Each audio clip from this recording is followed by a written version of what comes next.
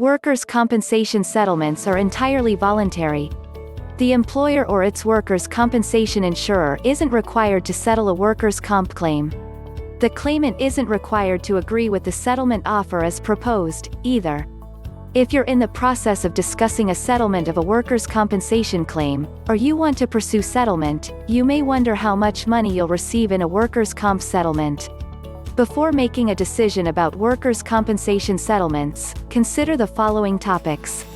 When discussing a workers' compensation settlement, begin with an understanding of the benefits you're entitled to receive. Also consider the rights you're giving up in the workers' comp settlement agreement. Learn about benefits types and how these benefits are handled in workers' comp settlements. Permanent partial disability.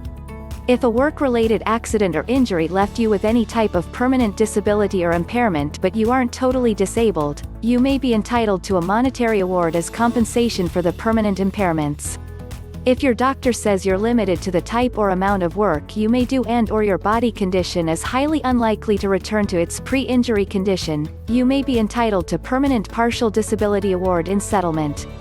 If workplace-related injuries and illness prevent your ability to work, you may receive partial or total temporary disability compensation, or time loss compensation benefits, at that time. The employer or its insurer might not have disbursed these payments in a timely fashion or you may have received too little when you were paid. The employer may propose a lump sum offer amount for the money you're owed.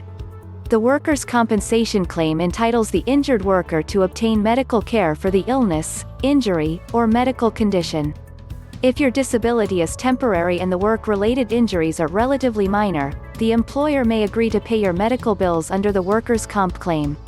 Alternatively, the employer may offer a lump sum settlement if you agree to give up your right to additional medical costs or reimbursement of these costs, or any other works comp benefits to which you may be entitled.